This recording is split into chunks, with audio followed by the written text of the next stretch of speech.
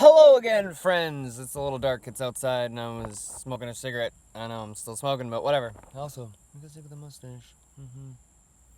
Look at an old timey gentleman. But yeah. So I wanna mention something. A lot of people have been talking about this online.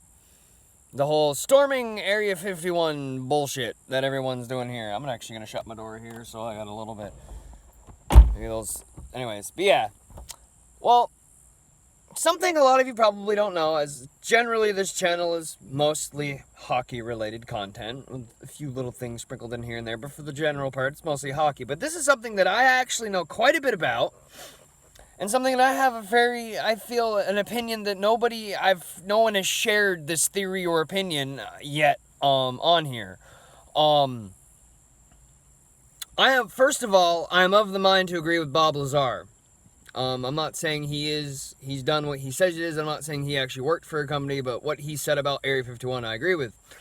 What I know of Area 51 is that it is a top secret Air Force base in Nevada where they test all of our newest weapons, chemicals, aircraft, such things. Now, if we go back to the 50s, the Roswell incident, the famous UFO crash in Roswell, that anybody who knows anything or has heard anything about UFOs at least knows that there was a crash or supposedly a crash in Roswell. Now, everyone thinks that everything was from that crash, if it happened, was brought to Area 51. Here's where I'm going to tell you, if you believe that, you are sorely mistaken.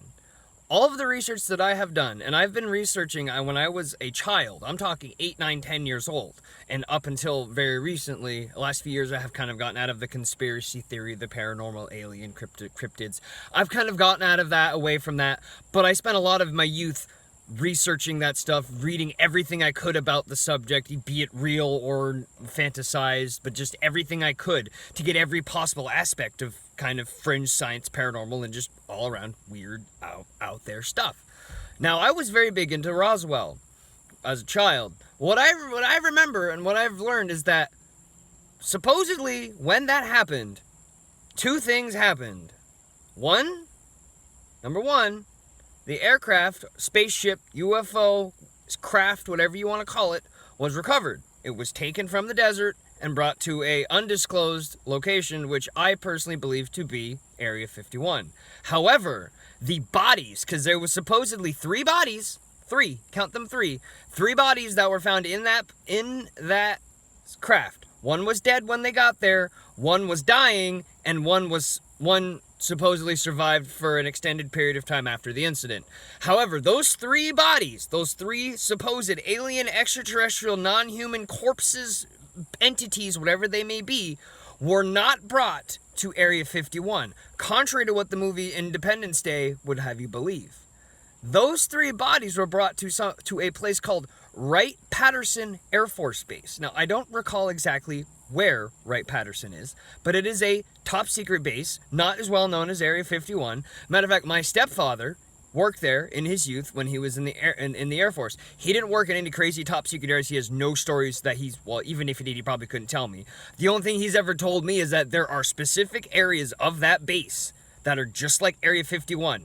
If you go across a certain gate and you do not have permission, they have legal right to shoot you dead where you stand.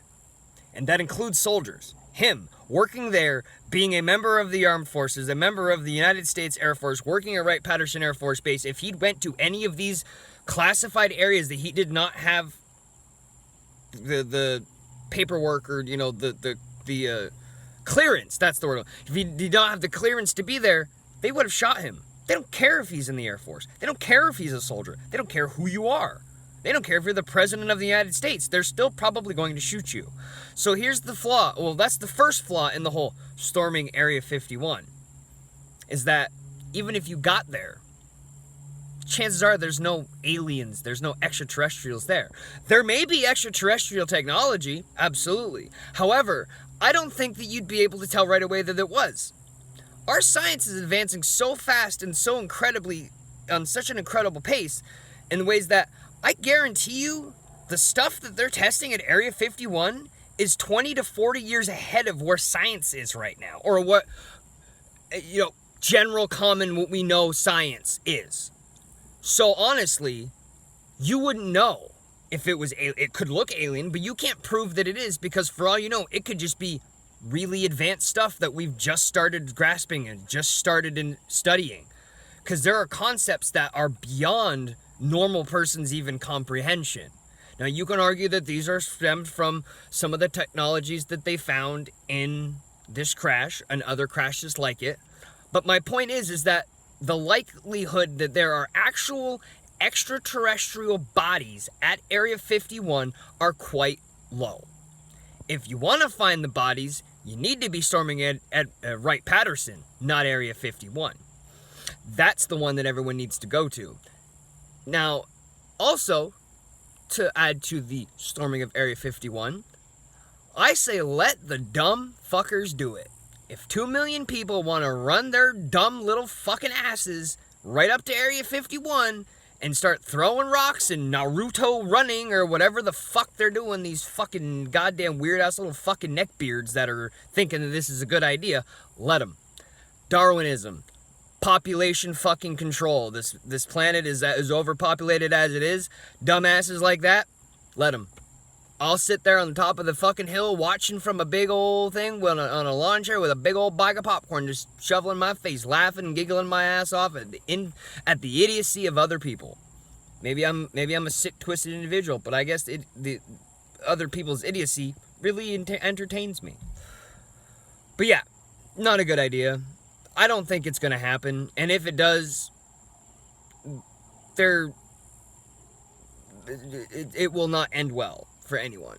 And I can guarantee you that if people do show up and people do die, the government will not be held responsible, because there are clearly posted signs all over that property that it is a military base, and anybody that goes in there has the ability to be shot. And anybody who does the shooting is completely absolved from any legal action whatsoever per the laws of this country. Now, you can say that's extreme, but you have to remember that Area 51 is probably one of the most top secret military bases in this country. Our peak, highest, most advanced, technologically advanced weapon systems, platforms, every kind of military technology gets tested there. The stuff that we are researching and developing for future conflicts, for future protection of this country and possibly the world, maybe even the planet, depending on how far they've gone with it, are tested there. Nuclear bombs have been tested there. Chemical agents have been there. Now, some of these tests may not be right, may not be ethical, but the difference is that because this base and many others like it are so classified, they need to have this type of protection.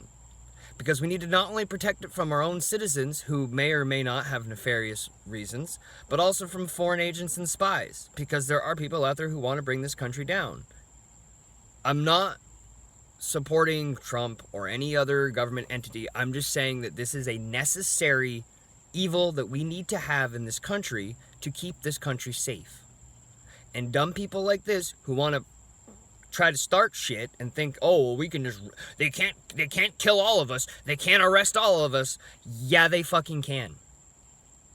They absolutely fucking can.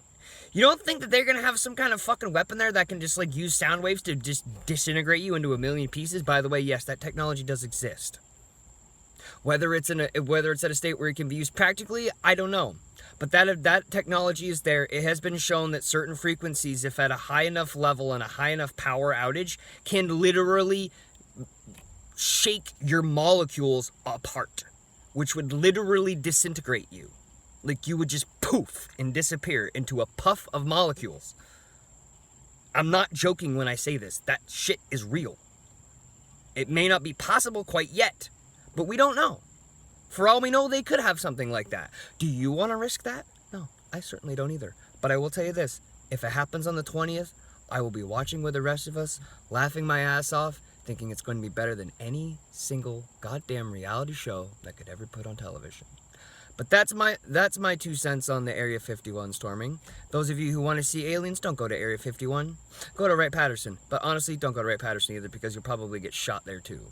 But do your research, honestly. Do your research on that. You'll find that that's where... Now, they may have eventually been moved from Wright-Patterson to Area 51, but initially they were not brought to brought to Area 51. It was brought to Wright-Patterson. The bodies were definitely were. That's where the autopsies were conducted. There's plenty of not necessarily evidence, but accounts of people who claim that that they were witnesses, that they were there when the autopsies were performed, that they were some of the ones that did the autopsies. But the point is that there were three bodies in the craft. One of them was dead on impact. A second one was on his way to be his or her or its way to being to passing away, and the ones that were deceased were brought to Wright-Patterson to have autopsies performed on them.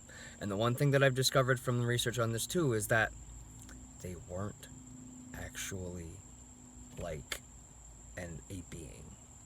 It was they had no internal organs. It was almost like an artificial being, an artificial organism. Almost like they were like an android, or not a robot, because they were organic. They were not, made of metal or circuits. They were an organic entity, an organic being. However, it looked like it was literally just something in there to control the craft, almost like the craft itself was a reconnaissance craft.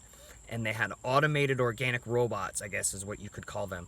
That sole purpose was to fly that thing, fly the craft, and the craft would just do what it does. It would, spy on us or take readings or whatever they needed, whatever they're looking for, mineral readings or temperature readings or weather readings or just studying or whatever it may be.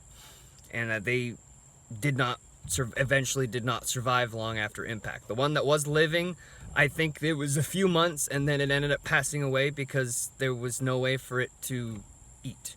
So from what what I've read, the theory is that they were not meant to be a long-term viable being, that they were basically a short-term thing. They were only supposed to be alive for maybe a year, and then they would just eventually pass on once the mission had been completed.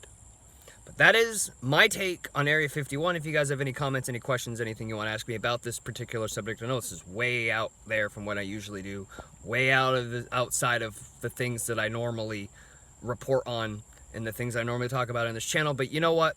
Something that I know a fair bit about, and I feel like I know more about this particular subject than a lot of people, a lot of laymen, a lot of normal people do, people who don't, weren't involved and weren't somebody who studied and researched this kind of stuff for a very long time. So for those of you who don't have that knowledge, I'm sharing my knowledge with you, the theories and the knowledge that I have, what I believe to be the truth, or what actually would have happened. And honestly, if you look at it, even if you say this didn't happen, if something like this did happen, that's probably how it would be. It makes sense that the aircraft would have been brought to Area 51 for reverse engineering and study, because that's where most of our aircrafts are trained. The SR-71 Blackbird was tested there. All of the drones, the Predator drones, and all these UAVs and stuff that we know so well now in our military and Air Force, those were all developed and tested in Area 51. That's where all the tests, where the final prototypes, everything was done.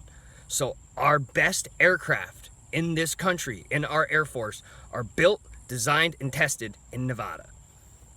A lot of the medical stuff that we have is actually at Wright-Patterson Air Force Base, which is where the bodies were supposedly brought. So that's my take.